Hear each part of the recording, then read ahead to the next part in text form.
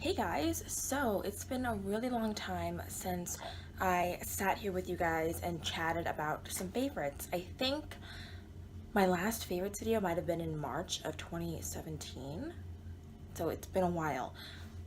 So I narrowed it down to 10 favorites because honestly I had a lot of things I could have talked about, but we would have been here for a long time and nobody got time for a 20-minute video. So these are like my top 10 most recent favorites in no particular order. My hair is a mess, but a fully beat face and messy hair is like my signature look anyway. So let's just get started. I have some lip stuff here, so that's what I'm going to talk about first.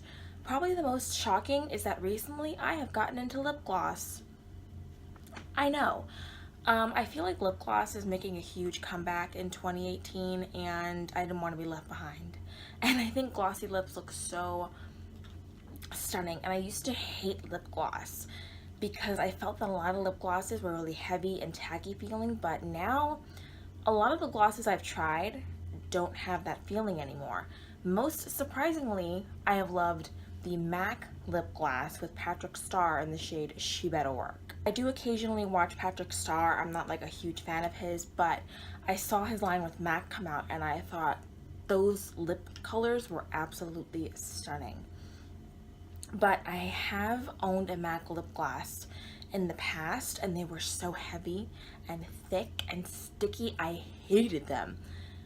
But I went into Macy's probably like 3 weeks ago at this point, and I ended up swatching the MAC lip gloss, and it was a lot thinner and smoother and like softer than I remember the MAC lip glosses being. I didn't buy it at that point though. I went home and I looked around and I found that MAC actually did change the formula of their lip glosses, and I'm so happy they did because this is an absolutely stunning nudie pink lip gloss color and I am in love with it. It's not thick, it's not sticky, it's just perfect.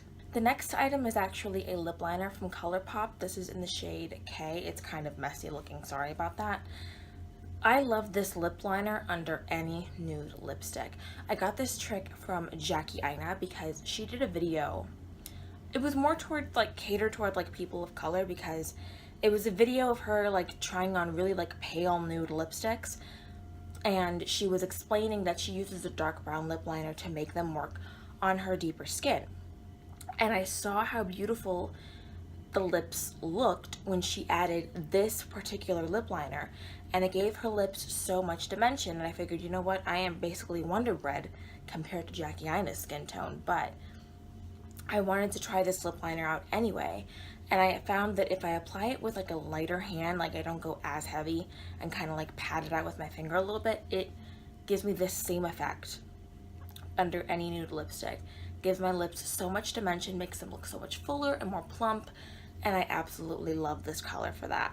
The next product is the product I am wearing on my lips right now. It is the Stila liquid lipstick in the shade Beso. I owned a mini deluxe size version of this and I finished it up, I want to say like late 2016 into early 2017, and this is my favorite red of all time aside from like MAC Ruby Woo. And I have wanted to repurchase it so badly, but for some reason I just never did. And in December, I finally bit the bullet and purchased the full size, and I was reminded of why I loved it so much. I love the Stila formula in general. They're so pigmented and comfortable, but they last so long. In my opinion, they are really close in formula to the Dose of Colors liquid lipsticks, but the Dose of Colors packaging is a little bit faulty to me. I've owned a few of them and I've had to get rid of them all because the packaging always leaked, so I much prefer Stila for that reason. The last lip product is kind of like a lip care product. It's the e.l.f. lip exfoliator. I just recently finished one like last night, so this is a brand new one. I have gone through so many of these, but I rarely ever talk about them, but they keep my lips so soft and smooth, especially because I love to wear matte lipsticks. I feel like if you are an avid matte liquid lipstick wearer like I am, you need this to exfoliate your lips, or you need at least something to exfoliate them with. because it helps the lip color go on so much more smoother. And this is kind of like a skincare product. This is the Garnier Skin Active Micellar Water. I use this as a makeup remover. This is the second one that I have gone through. And I used this like once upon a time when they first came out, but I used the pink cap one. Completely different formula in my opinion. The pink cap one was absolutely awful. I hated it. And I went through one of those in like 2 weeks. It takes me like a month and a half to go through this blue cap bottle though. I saw everyone raving about it. I didn't know there were different like formulas of it though.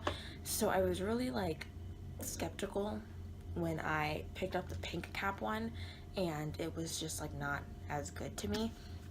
But I think I saw Amanda D on here talking about how she uses this, so I decided to give it another shot once I ran out of my old cleanser, and I've been really enjoying this. Now for some base products, I have been loving my NYX Dark Circle Concealer. I have used one of these up before, I think in 2016.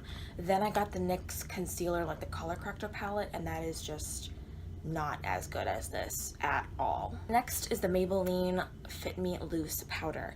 I have loved the coat. My hair is a mess, I'm sorry. I have loved the Coty Airspun powder for a while, but I decided to try this one out, and this one is so much better. This one brightens my under eyes so much better. It sets them so much better. They're so much like silky smooth to the touch. I'm gonna be using up my Coty Airspun powder because I do still like that one, but this one is just 1,000 times better, and I would highly recommend this one over any other loose powder that I've tried. Now for highlighters. I have two things here to show you guys. First is actually an eyeshadow that everyone uses as a highlighter. This is the Kat Von D eyeshadow in the shade Thunderstruck. I have wanted this for so long, but just for some reason never bit the bullet. I've been looking at this at my Sephora loves list for like 2 years now, and I went through a phase where I didn't really like a lot of my hair is driving me crazy. I went through a phase where I didn't really like these white based highlighters, but I am totally back on this train, and I think it's absolutely stunning. You guys know I've been panning my Becca Opal highlighter, but like 9 times out of 10 I have this over Opal to just make it that much more wham bam in your face. Now I have a highlighting palette to talk about. This is the Smashbox Pearl palette. I think they created this alongside Casey Holmes here on YouTube. They do have one that's more like bronzy gold, but this one is in the shade Pearl, and it's got like these really nice champagne-y, pearly kind of highlights in it.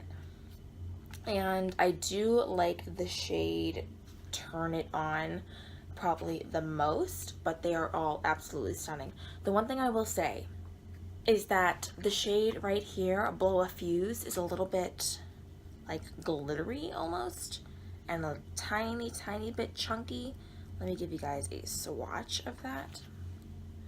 I don't know if you can see, it's a little bit chunky and glittery, so if you are not a fan of those kind of highlights, then I don't know that I would well, yeah, I would still recommend this palette because it's just one highlight, but I would still probably recommend it because it's just one highlight out of 3, but it does have that one chunky highlighter, which is the downfall of the palette, but otherwise I absolutely adore it. The last thing is kind of like a 2-in-1 deal for me. This is number 10, and these are the Wet n Wild palettes.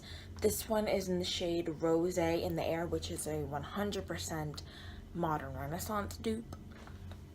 And this one is what I'm wearing on my eyes today. This one is in Not a Basic Peach. And my eye look is very summery, but this is a very spring summery palette. And this is the palette that I'm wearing on my eyes today. And I absolutely adore these little palettes. They are $5 each, so even if you don't end up liking them, it's not a major loss. Are they the most amazing eyeshadows in the world? No. The shimmers do need a little bit of help. I always use a glitter glue anyway, but I would highly recommend using a glitter glue with these shadows just to make them stick and make them that much more pigmented. But the pigmentation on its own is still awesome. The blendability is awesome. the staying power, for me at least, is pretty damn good.